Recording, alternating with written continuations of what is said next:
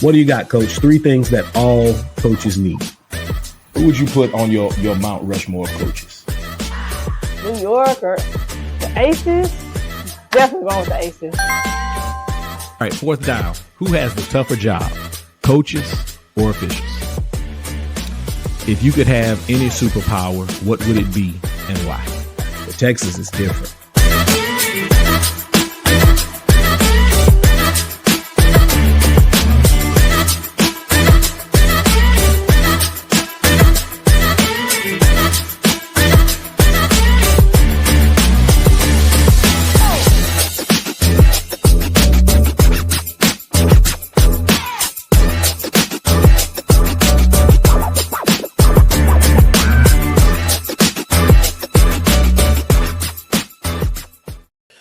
All right. Good evening, everybody. Welcome to the Coaches Co-op. I am your host, Coach P. My government name is Michael Prejean Coaches. Today's guest lives at the intersection of basketball, storytelling, and service to the game. Nick Alvarado is the founder of Texas High School Girls Basketball.com. That's TXHSGBB.com, a platform dedicated to covering Texas high school girls basketball, its players, its coaches, and the work that often goes unseen. Nick spends his time amplifying programs, spotlighting athletes, and helping the state understand just how strong this game really is. Nick is a media specialist, so this is a coach to media conversation about the game, the grind, and the responsibility that comes with its influence. So, ladies and gentlemen, with your real hands or with your virtual hands, I want you to welcome Nick Alvarado. Thank you so much for having me. Nick, thank you for being here. All right, before we dive into anything else, the first thing we do is a segment called Talk That Talk. So what I need you to do right now, Nick, is talk about all of the great things that are going on with your media production. Ready? Go.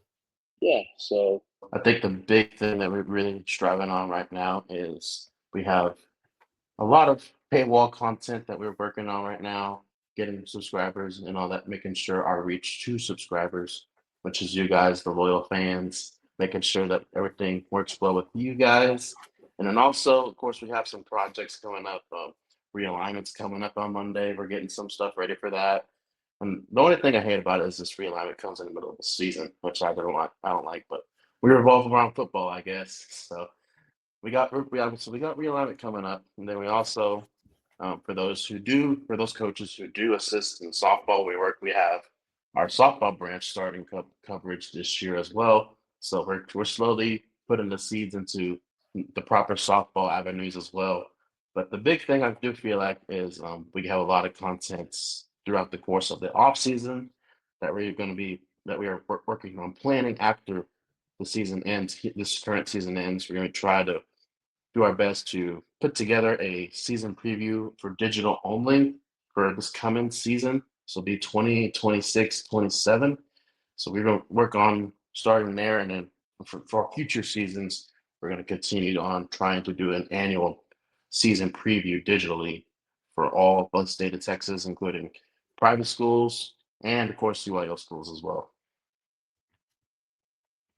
That's good stuff. That's good stuff. So not only basketball, which is already in the works, softball that's coming. So, all right, Nick, let's do this. I want you to take us back to the beginning. So what problem in girls basketball did you feel needed solving when TXHSGBB.com started? What was the whole premise behind doing what you do? So whenever I first started back in 2013, I saw very minimal exposure for players, coaches, just programs in general. It was all based upon the handles in the hands of the local outlets, who, of course, were very limited at the time because they had their full resources in football. But I feel like the biggest thing is that this sport needed a voice. The sport needed something to like either whether it was because of just digital like scoreboards or just exposure in general. But I did feel like to get to get the programs boosted up and bolstered into a pretty good statewide perspective, I did feel like that whenever I first started. Is like this sport has no voice. This sport didn't really have what we have current right now. I mean, you don't see a whole lot of school districts pouring in resources to their basketball programs. The only ones that you see do that is, of course, they don't have football. Now, of course, we're growing more schools, and then of course more charter schools are coming in the fray of the UIL picture too. We're starting to see a little bit more of admins probably saying, okay, well, maybe we should give basketball a little bit more of their budget, a little bit more budget than what we have been in the past. So I do feel like that with the birth of txhsjv.com, I feel like we kind of opened admin's eyes a little bit into saying, hey, basketball programs do exist, which we also want to make sure they get the proper funding. I can't say for all school districts in Texas as terms of their funding, but I do feel like with this kind of a big statewide perspective that we have done throughout the past 12, 13 years now, I do feel like that now we kind of have a main voice. The sport has a voice to go to, whether they want to expose their program or give a kid more exposure. We're all for that. That's good. That's good. You hit some good points. Football is king. Football is king in Texas. But every year, from the boys' side, there's an NBA player, at least one in the state of Texas, right?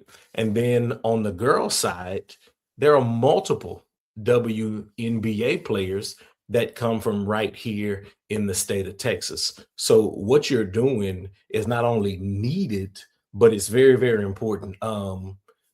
Football kind of has its avenue, right? Football has its avenue, but these young women deserve to be in the spotlight as well. So when you first stepped into this role, what did you underestimate about covering girls basketball in the state of Texas? I would say like the biggest thing that I kind of thought was underwhelming, then I was like, oh no, was the amount of talent that we have. Like each and every year, I was looking across ESPN top 100, top 300s, recruiting boards. We have at least 10 girls almost each and every year inside those recruiting boards. So the Yeah. amount of, like you mentioned, the amount of talent that we have, the amount of like almost WNBA caliber talent that we have as soon as they enter college, we have a whole lot of that, and it just wasn't getting showcased at the proper time, which I feel like that was a really big thing that I just feel like, I do something needs to be done to just give these girls more exposure, more credit than what they probably are lacking. Okay. So you get the chance to interact with players, with coaches, uh, potentially, possibly even parents. So people whose eye isn't necessarily on the talent in the game in the state of Texas. What is something you think they fundamentally misunderstand about Texas girls basketball? Well, I did feel like that. Sometimes people get the like they kind of get the analogy of just like Texas is kind of just watered down in talent. It's like not necessarily. It kind of really depends on which way you go in terms of which metro area you hit up. But to me, I did feel like that a lot of people really underestimates like it just people just say, oh, girls basketball.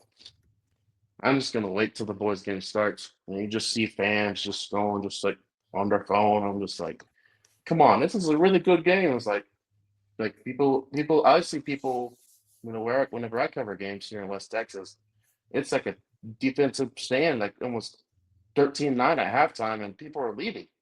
I'm sure like this is a good game. Like you don't you're like you're just looking at the book by its cover, but you're not looking inside the pages in terms of what this game is holding on to, what it's actually happening inside the game. So I do feel like that, you know, parents sometimes get a little bit watered down in terms of the games, and of course the general fans don't really. I see a lot of general fans also just they don't really like go inside the book more in terms of girls basketball. They do with football, but we can't have that same kind of picture when it comes to girls basketball. It's kind of just imbalanced for them for some reason. But I do feel like that, of course. I do feel like we need to have more fan investment in the game. Um, of course, that kind of ties into state attendance. You know, I get the questions of is the state arena too big? You know, that's not a question for me. Like, I can't say it for who for about the state venue, but of course, I think that what we need to do is we need to get the reach of the general neutral fan into the game and get them invested into the game. So that's what we're currently working on. And of course, as a whole, at our website is just trying to get the general fan invested into watching women's sports. Okay. That's, you know, man, that's an issue across the board, right? So right now in the WNBA, the issue is players want pay equity, right? They want a little bit bigger piece of the pie. And when I have this conversation on social media or in a public forum, man, guys specifically, right? There's so much pushback from the male population, saying things like they can't dunk the ball, right? The game is so slow. The game is this. The game is that. The game is not exciting, So when you say, the average fan, right? Like who are we trying to get, and what do we want them to understand about the game? Because I disagree. Okay, when guys say things like that, I coached young women for almost 25 years, right? So when I hear comments like that about the game being slow, especially at the professional level, that's wrong. The game is not slow, right? At the highest levels of women's college basketball, the game is not slow. You can go and watch. I'm here in Houston. You can go down to U of H, watch U of H play. The game is not played slow, right? You can go and watch Texas Southern play down here in the greater Houston area. The game is not played slow. So I really have no idea what some of these people are talking about. So who do you think we can actually capture? And what do we want the average fan to know about the game? So I do feel like that this is also a hook that we kind of discovered within the past years in our Mhm. subscriber model is not only are we capturing parents, but we are capturing, of course, these like boosters who actually have invested and poured into some personal money from their pockets into the programs and That's good. into the booster club as well. And also, of course, we have, of course, former coaches as well, some veteran coaches who are now retired. Of course, those we always get those as well. But I do feel like that's the biggest thing. Of course, we start out with the people who enjoy and love watching basketball. We kind of started with them. It's like, okay, we're starting to get invested into them. Okay, now we're trying to get more people involved. Of course, how can we get more people involved? Of course, now we got that part, we got that audience covered. So now we got to go Mhm. to this next crowd, which is, of course, the one we're working on right now. Is of course the kind of neutral fan. Okay, like hey, of course, I put it in terminology of this is that the men's dunk is equivalent to the women's three-pointer.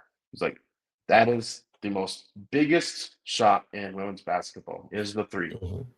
And Mhm. Mhm. of course, I remember you can probably remember too, Brittany Griner down in Houston during her high school days too. Yeah. Everyone was Yeah. all sensational about that whenever she was in high school. And of course, her time at the WNBA and Baylor as well. So I do feel like that. Of course, we kind of try to get the start with getting more people who love basketball, enjoy watching basketball, whether it be coaches, just general fans, or just hoop heads in general. And then, of course, we work our way on to the average fan, which, of course, you kind of have to dumb it down for them a little bit, trying to give them a blueprint as to what's going on. So, Yeah, yeah. yeah. So, of course, you gotta have to. I think we have to work on our pool a little bit in order to try to get some more fans involved. Okay. And I think you hit the nail on the head when you said basketball fans, like fans of basketball, because I think a lot of people, right? And this is just my perspective. I think a lot of people aren't really basketball fans. I think a lot of people are fans of entertainment and they like the game of basketball because of the entertainment aspect. They may not have a very high basketball IQ, right? And that's why they enjoy seeing the dunking and the high flying. And listen, don't get me wrong, I love those things too, right? But those who love the game enjoy women's basketball. And I think you see that in the support that the women get, the women of the WNBA, the support that they get from the guys that are in the NBA, right? The investment that those guys are putting into the game, with their quality time that they're spending at games, with running camps and doing different things like that. Uh, so I want to talk about this. So you're out in West Texas, completely different brand of basketball, um, than it is down here in the greater Houston area, I think. So let's start here. I want to ask you about this. Smaller schools, do the guys and girls tend to play on the same night at the same venue? Yes, they usually a lot of the time smaller schools do a double header. If Okay. the boys and girls are at home, they a lot of the times the schools will just showcase double header, girls at 6, boys 15 minutes after, 30 minutes after. Okay. Yeah, that's usually the vibe around here. Okay. Okay. So the greater Houston area, most of the schools in the greater Houston area are 5A, 6A, right? Mhm. So um guys and girls do play on the same night, but we'll play at different venues, right? Because there's going to be so for a 6A high school, there's going to be 4 or 5 games on the boys side and 3 or 4 games on the girls side, right? So there's just not enough time, not enough gym space as far as that goes. I will say this: whenever I get to see pictures of those venues, out in West Texas, out that way. Oh my goodness. Oh my goodness, man. The venues are absolutely beautiful, right? That because they're venues down here in the greater Houston area, they're gyms. you Yeah, know, you're going to gyms. There are a couple of places that we could probably call venues, but for the most part, it's probably a gym. So when you cover like regional tournaments, well, there are no more regional tournaments, but when you did cover the regional tournament and you cover the state tournament, what stands out to you the most about the contrasting styles of basketball from around the state? so I did feel like whenever we did have regional tournaments, uh, it was a very physical brand. It was very nitty gritty type of basketball. Which was, of course, it was Hmm. more of the fact of like whoever's gonna get the most boards was gonna get the win that night. Now when we go to state, it's kind of just you know that one player puts on the cape and they get the victory for their team. Now there's also some athletes too, if varying on teams, as to who has the athletes on their team as well. But a lot of the times, if you see, for example, you see like West Texas versus East Texas, of course, you're going to have a lot of athletes in terms of the field on the court rather for East Texas, and then, of course West Texas tends to, we're gonna play basketball, but we're not afraid to be dirty about it. Like we're not afraid to just drop it in the paint, and we're just gonna score down low each and every time we have possession. Of course. So really, I just feel like it just depends on the teams, really. But I do feel like when it goes to go up in classifications, the pace of play tends to become a little bit more faster. And like we mentioned before previously, is that athletes, of course, tend to dictate those little big school teams and really have a really big impact on the game there as well. So I do feel like a lot of the times, when we get regional tournaments, whenever we did have them, it was very physical games. Whenever we get box scores in, whenever from a couple of years ago, it's like, gee, like this team committed like this game had a total of 45 fouls. I'm like, oh man, I bet they're there for a while. But and then of course you reach the state tournament, it's kind of a little bit more cleaned up, ready to go. And then of course you had that one player who probably went off for like 25, 30 points and got the victory and captured their team state title.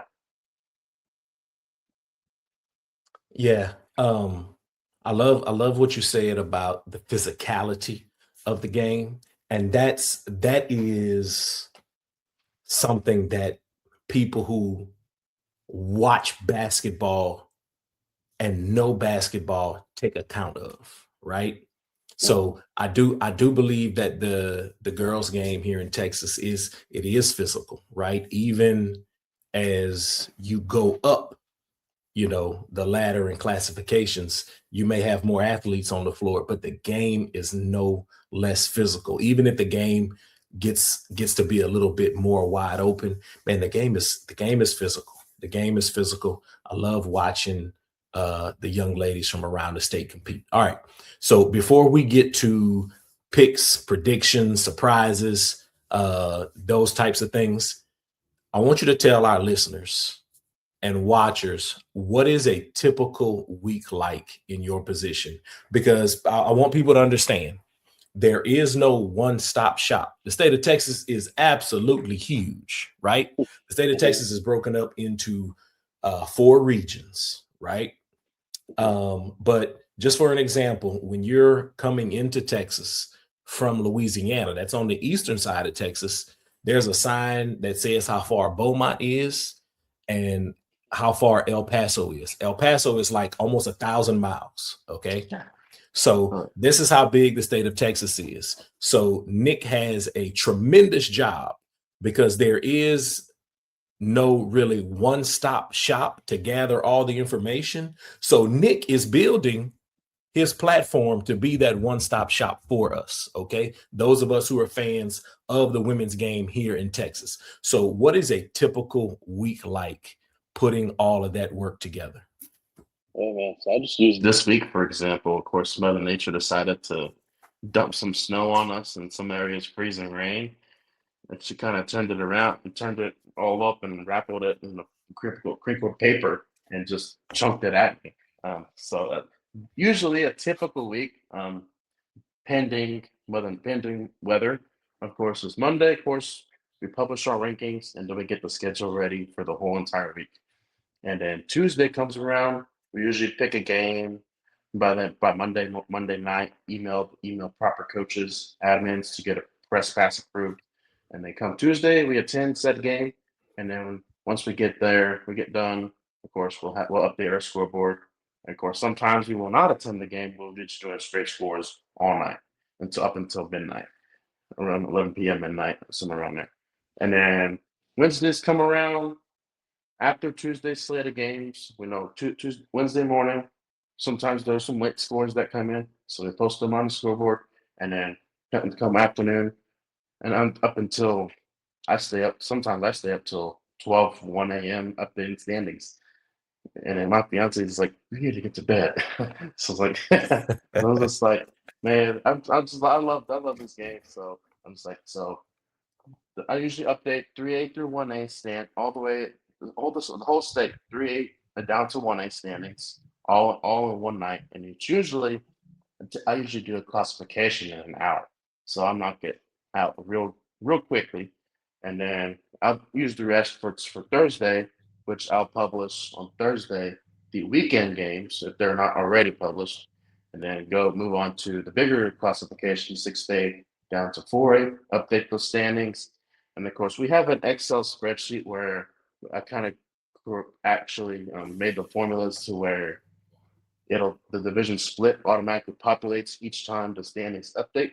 So the spreadsheet automatically places teams in the proper spot in the bracket, and of course the bracket updates after each and every night after each update, of course, as well.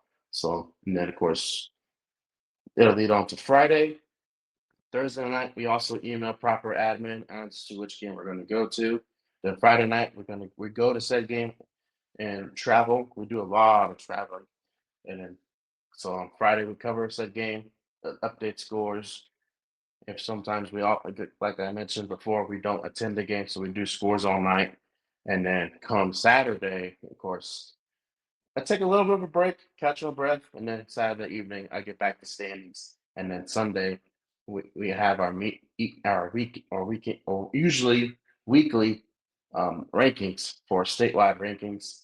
Of course, a little bit of news here for y'all. This next rankings update is the final regular season updates rankings, and then of course that lead into next week's after not this coming week, but the next following week is the final rankings for the heading into the postseason. So, what do you think about the split? Right. So now we have two state champions in each classification, and how has that impacted your ability to cover the games? So I do feel like the split has kind of benefited those schools who are on the cusp of regional tournaments. Usually, like we have been in the past, they were just not trying to making it there, but they were trying to make it. And then there's those other programs who they do feel like the upper level programs who are just continually dominating. I feel like that helped them a lot too. So we might see a lot more dominance, in my opinion, in terms of the smaller school side. Bigger schools, I do feel like it kind of gave a little bit more of a fair shot. Um, for those who are kind of imbalanced in terms of numbers. Mhm. Sometimes schools don't have that much depth whenever you have smaller numbers.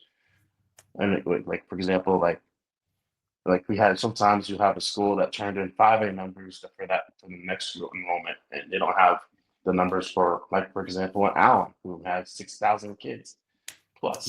Yeah. So and they can just recruit from the hallways really. So so it really, I do feel like the split has benefited the game as a whole to make things more balanced. Uh, in terms of, well, it made our job easier for us. Less Okay. math, less math for tie breaks. But usually, top four was like, okay, well, I think district's going to go by a coin flip, and then they're going to play a playing game. It's like Hmm. Hmm. goodness gracious. So I do feel like that Okay. helped us a bunch on that side. And then also for the fans, you get more basketball.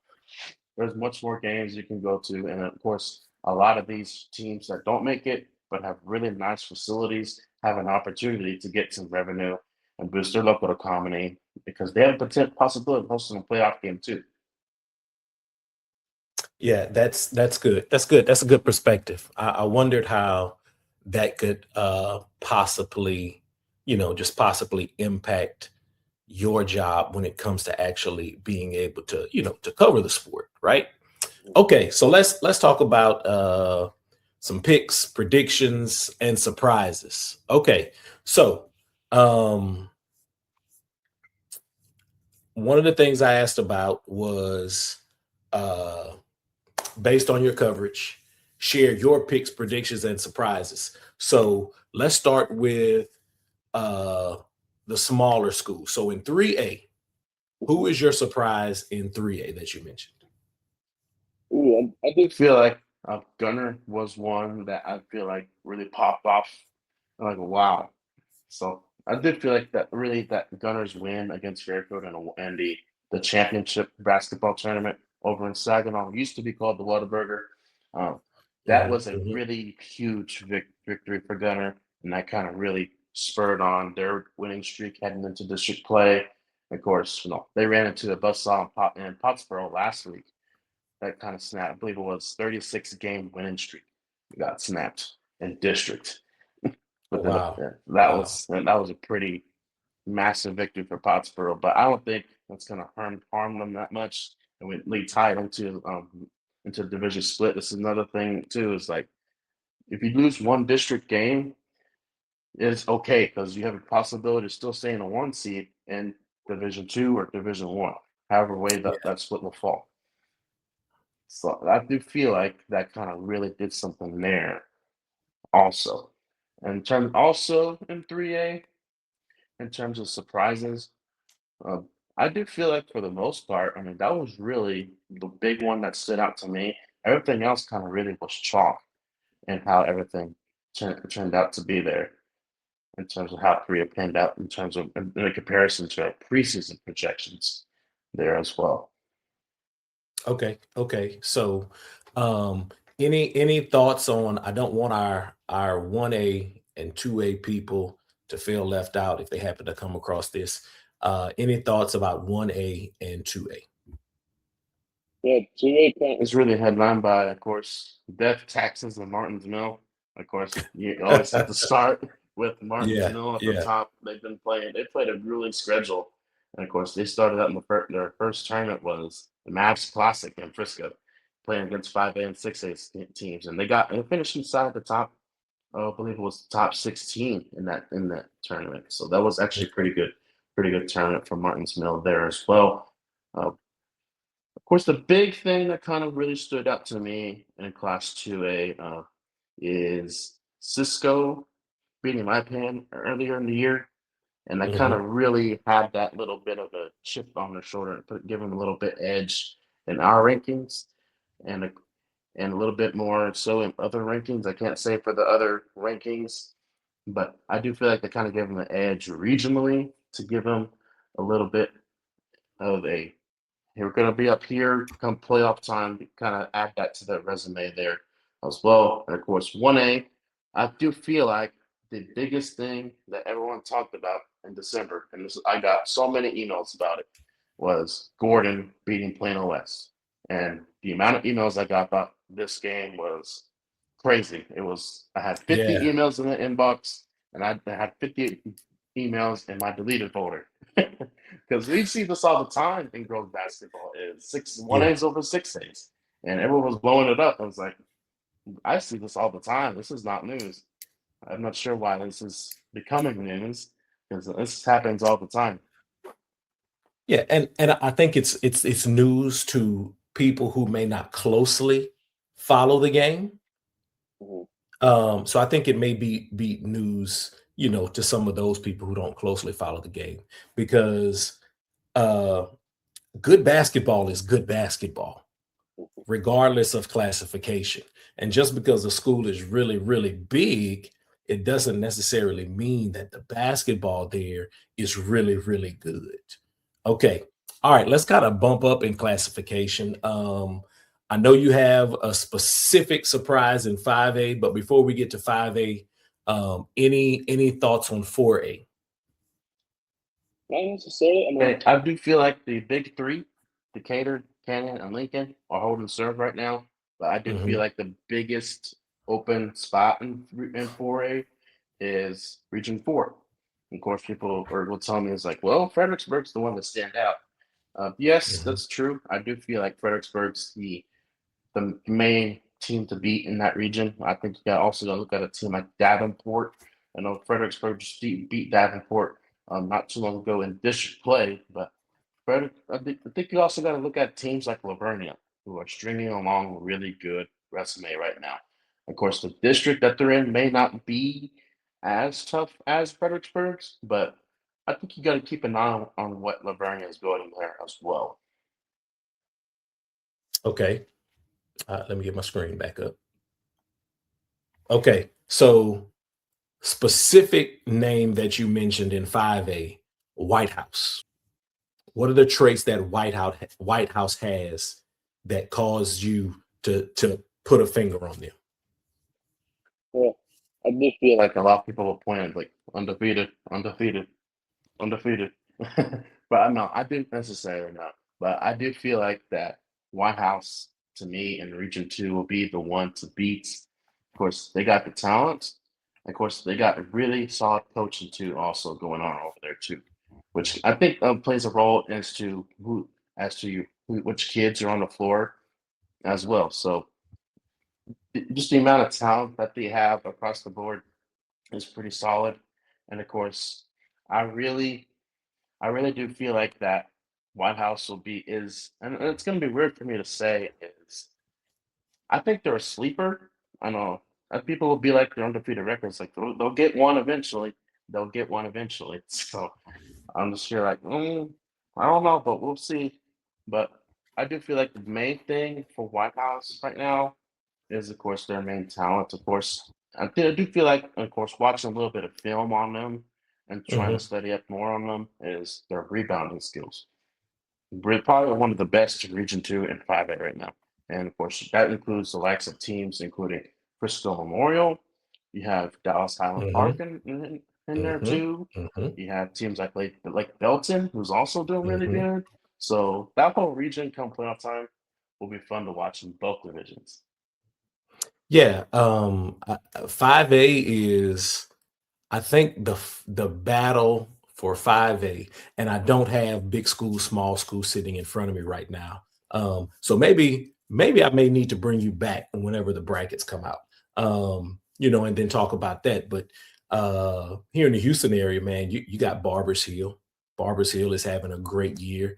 Um, coach coached by a guy who has won a state championship before. Actually has multiple state championships. You got Denton Ryan. You got a resurgent San Antonio Wagner. So 5A is really kind of stacked. Um, who else is I'm looking at this?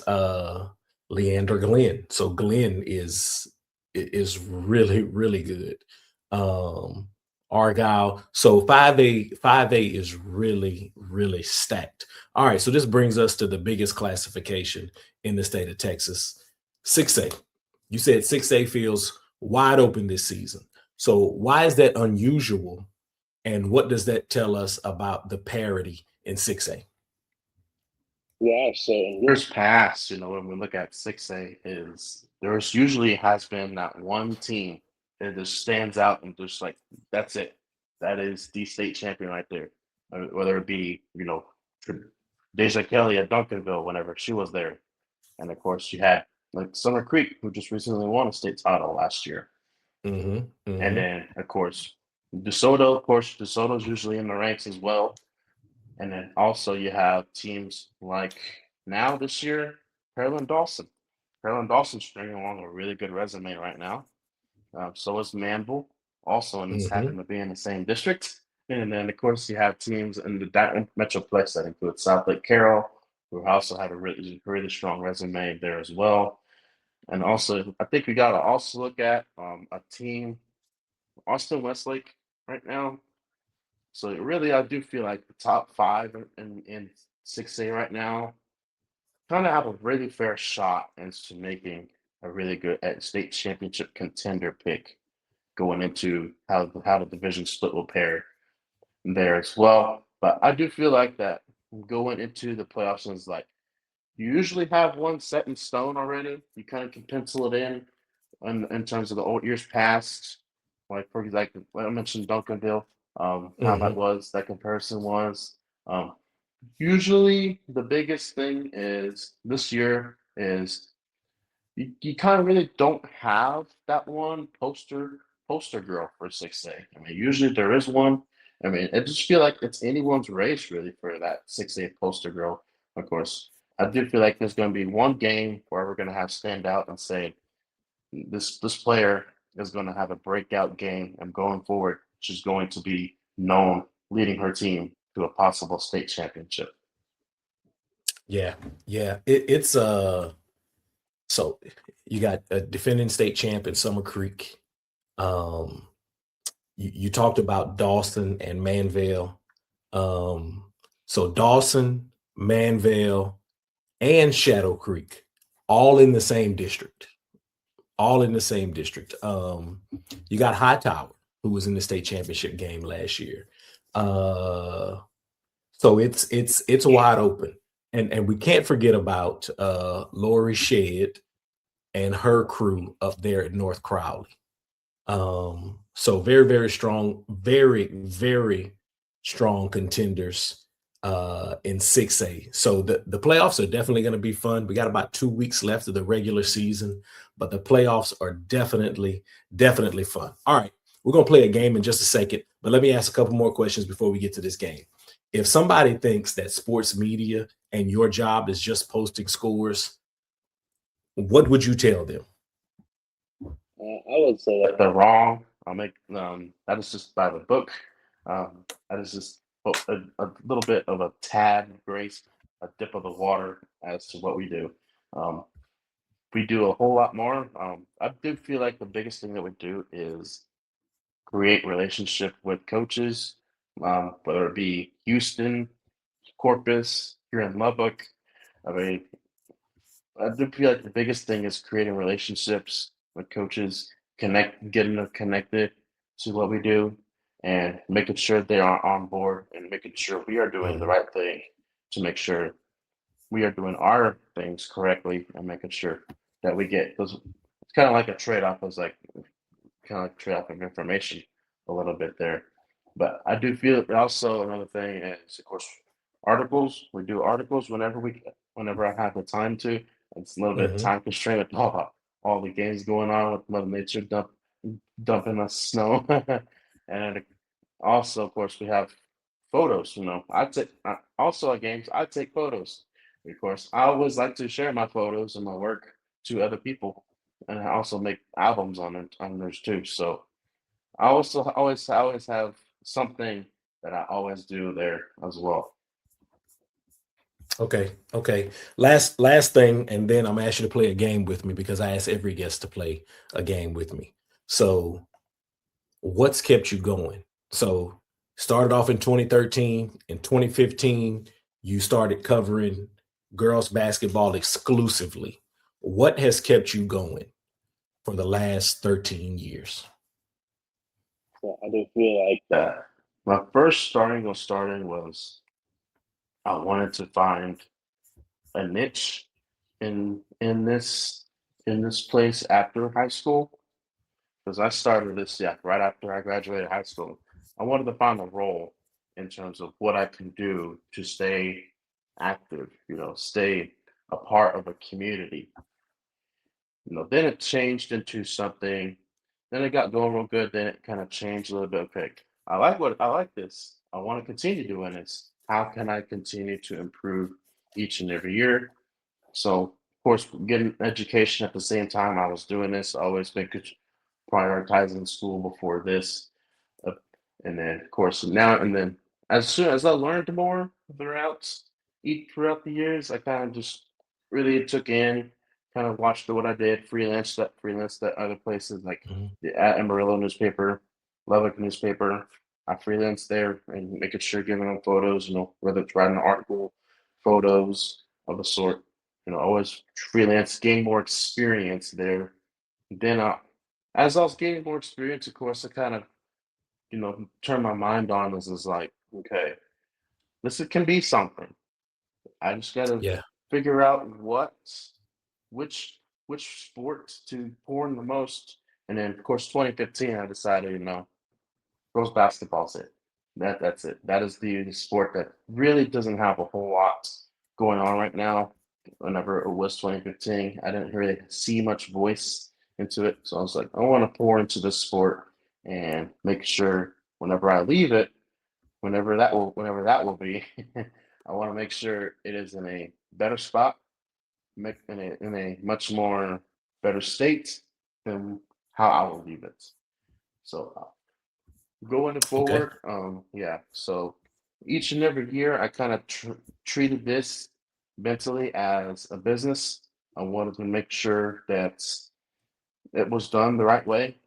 Each and every aspect on how I did things was done the right way. I feel like that was the biggest thing, was making sure that, because I always thought about this is like having to perceive yourself and how you usually run businesses. Of course, if you run your business bad, you're gonna look bad. If you Mhm, run, mhm. if you manage it bad, it's good to run a business if you manage it well. But if you manage it bad, of course, it's gonna ruin it. So I did not want to ruin in my image, my name, and of course to a whole audience full of people. So I do feel like that being managing it that way, doing things right, was pivotal for me. Making sure that Okay. since of course, we're dealing with kids. Of course, I want to make sure that it was done right, the right way, and of course, making sure everything was done by the book. Of That's course, good. each and every year, of course, now I do feel like that. And like last year, I kind of, not gonna lie, I was kind of in a little bit of a state of, I don't know if I want to do this. It was like, I'm doing okay, but I don't know if I want to continue that. And then getting a call after I did the postseason coverage last year, getting a call in mid March was like, "Hey, you're our 2025 TGCA award winner." I was like, "Oh my gosh!" That right there, they kind of discovered is like that kind of refueled my why. I was like, "Okay, I'm doing this for the people in the sport, that are in the sport, actively in the sport, and people who are fans of the sport. That is who I'm doing this for." That's awesome. That's awesome. And what he just mentioned is Nick was the 2025 TGCA Division Two Sports Writer of the Year, correct? Yes, that is correct. Yeah. Listen, hey man, that is outstanding. That is absolutely outstanding because a lot of work goes into what you're doing, and it's so important for you to know that it's been recognized. So, Thank you. all right, here we go. Here we go. We're gonna play a game here. So this is a rapid fire type game. I'm gonna throw some questions at you. You just throw an answer right back at me. Usually I do three segments. I usually do either or, agree, disagree, and then word association. You have already answered a lot of the agree, disagree throughout the conversation. You've hit a lot of these things. Okay, so here we go. I'm gonna start with either or. Here we go. Game nights or data days. Ooh, Saturdays. Okay. Rankings or relationships. Ooh. Sorry to my fiance, but rankings. Okay. Okay. Late night updates or early morning prep. Late night updates. 100%. Okay. Statewide view or small town stories. Statewide. Okay. Would you rather do a written recap or photo storytelling? Ooh, written recap. Okay. Okay. Consistency or creativity. Consistency. Okay. Last either or question right here. Growth or sustainability. Growth. Okay. Now this is word association. I'm gonna throw a word at you. Give me the first thing that comes to mind. All right, here's the first word: rankings. Basketball. Okay. Trust, Others. time, Precious. pressure, Test. growth, Progression. consistency. Learning. Okay. And the last word here: legacy. Ooh, sounds pretty good. That sounds pretty good. I have to go. I have to say, um, established. Okay, good stuff. Good stuff. Let me ask a follow-up question for that Okay. one. So, when you zoom out, what role does a platform like yours play in shaping the future of the women's game in Texas? Mhm. So I do feel like that I want someone in the near future, whether it's somebody young right now or someone who's going to take over and kind of start this as a business of their own, or whether it be somebody who was already at a business and wants to, say I sell this thing and gets absorbed by a business. I want them to know that like this is this is a sport where it kind of really started whenever I first found it. It didn't really I don't want to say have much because I can't put in perspective as to what others how the others were whenever Mhm. who were already in the sport whenever before I came in. But I want to say it didn't have as big as a platform as say football. I wanted to put everybody on that same pedestal as football and be like, hey, this women can do something, you know. Sometimes, of course, looking at it whenever I first started it, as I was starting this thing, is that these some towns don't have football, and this is their football. Basketball is their go-to. You know, they Yeah, sometimes schools have homecomings and basketball games. So I just thought, man, that's kind of what I want it to be. Is I want it to be something that is a foundation for the future, putting this sport, elevating it into exposure. However, how so, which way it would be, whether it be based in the future by like video highlights of a certain player, certain team, of written articles, photos, and then of course, whether it be by scoreboards each and every night. But I do feel like that I want it to be the foundation of something bigger come in the future whenever they do decide to have another statewide view of the sport and put it on a pedestal and make sure that everybody gets exposure the same way for their area. that's good. That's good stuff. That's good stuff. All right, Nick. Man, this brings us to the segment that I call crunch time.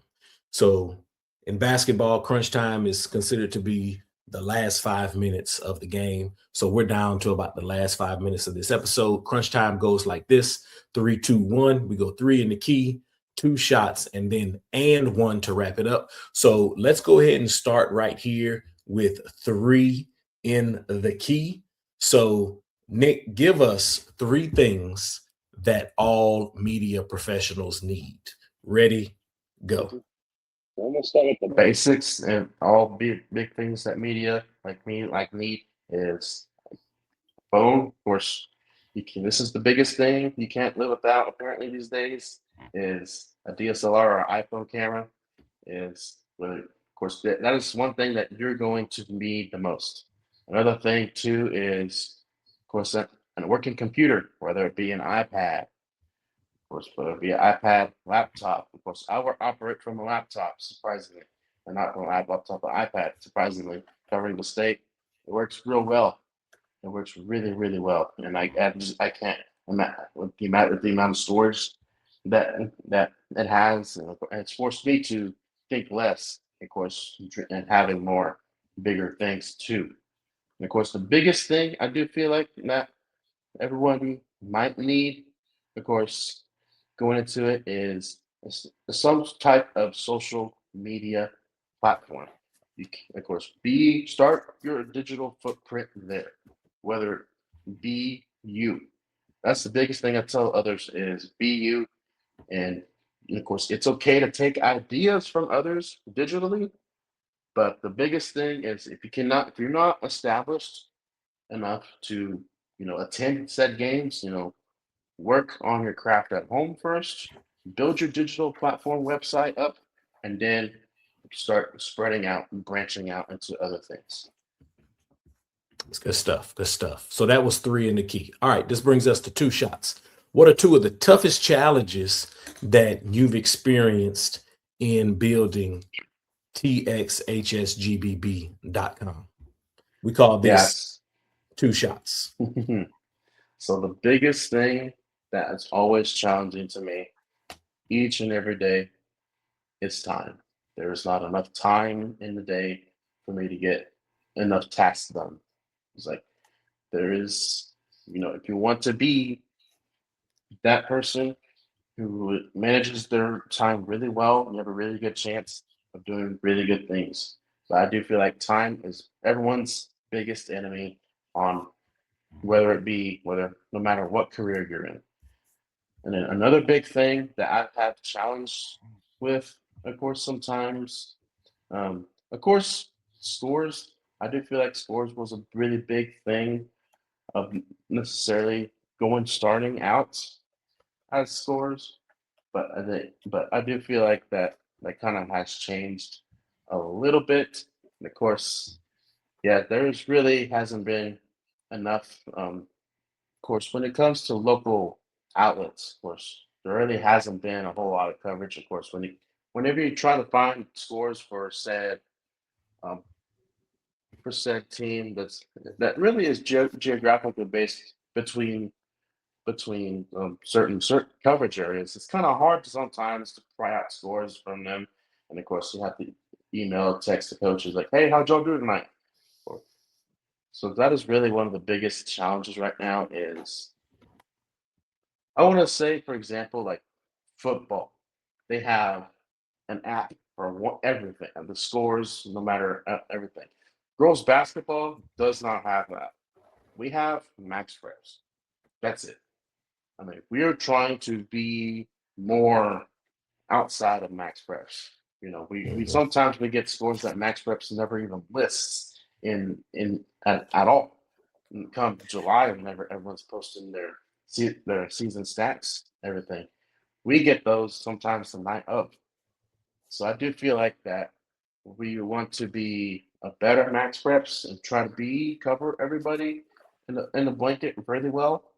But then of Mhm. course the biggest thing is, of course, we don't really don't have that kind of resource just yet in order to have an app for scores for girls basketball. Yeah, and I'll say this. I'll say this because I've been on the inside of that. There are times when coaches won't even update their max preps, right? I've been in uh I've been in districts where there's a coach who's like a centralized standings keeper, right? So at the end of the night, the winning coach would send, the scores to that coach, and then that coach would post them for everybody. I've been in districts where coaches wouldn't even send their scores in, right? So just for coaches, I think coaches can do a better job. Number one, of update your max preps, right? Put your scores in. You know, um, I know some people use rank one. Some people, they won't do max preps, but they'll do rank one. So keep that updated if that's what it is. And then, just share your scores. Win or lose, just share your scores because people around the state want that, right? And it's going to help with better coverage of our sport. So I just wanted to get on my soapbox and talk about that just a little bit because I've been on the inside. Coaches, we can do better. All right, Nick, this brings us to the very last thing in this podcast. We call this and one. And one. What is one thing that you want to share before we get out of here? What is your final message for those who are watching or listening? Well, for those who are aspiring media people, I want to say start small. It's okay to start small. I started small. I started one county. That is all I did. One county. And I went to games, of course, accordingly, whenever I needed to, as time allowed it. Start small and work your way up. Luckily for me, the growth was pretty good. It got really good reception. as to what I was doing, and I was able to grow and expand a little much more quicker sometimes than others. And then, of course, for those watching, of course, thank you for the support. Thank you for those who have been a long time. Thank you for your long time readership business. We appreciate that. We are not stopping now anytime soon. Biggest thing there is, of course, going forward is, of course, for those who want to join this field is, of course, start small, build your digital footprint. And of course, be you. It's okay to get ideas from others. And so as long as you have your own brand, like your own twist of things on it, it's okay to have that. But but overall, it is a really fun field to be in. It is really great thing to be in, as long as it's done correctly and make sure you have the right relationships with the right people. It can be a really great field to go into. All right, that's good stuff. Nick, thank you so much for spending time with us tonight.